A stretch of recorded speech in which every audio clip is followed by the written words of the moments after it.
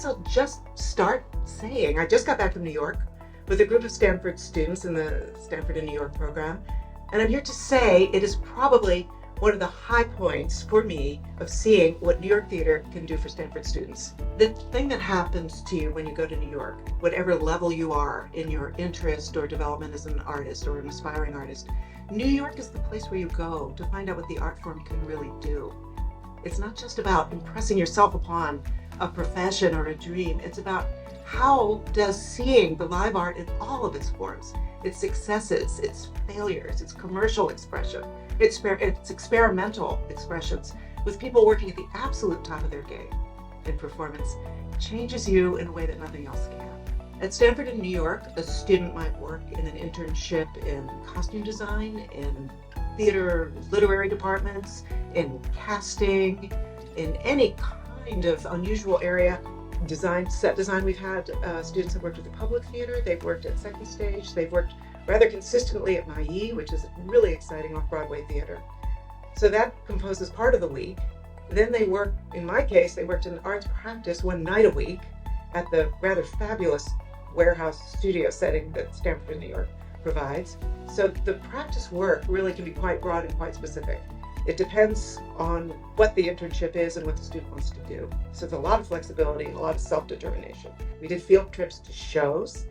This program's incredibly generous in supporting areas of interest for the students. We went to shows on Broadway, off-Broadway, and experimental and highly intellectual. It's a huge range. The common ground of it is that the New York backdrop as a resource, whether it's museum, whether it's working in tandem with other artists at a theater, backstage, or in the administrative offices, gives you ways to start processing what you're seeing on stage with what you can do and how it all gets made.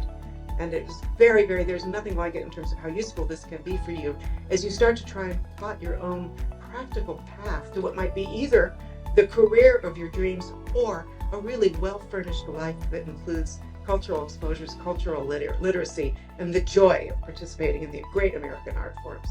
All the students that come to TAPS come because they love the performing arts in some way. And it's kind of scary because you get to a point where you go, oh no, I really love this. Could actually, maybe, possibly have this as my life. What would that look like? And then they start asking me about professional options, internships. How will they know? Is it the right move? It's a very fraught decision, but it's coming from deep inside you. And I will say that the biggest gift you can give yourself is to go to New York, a program like this, take advantage of the support and the information. You think you're going to learn about New York, but really you're going to learn about yourself in New York. And that is crucial if you are, unfortunately, in love with the performing arts.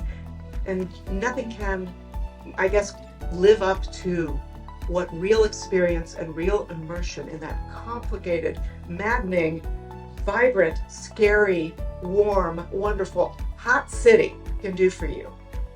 So, hope to see you there.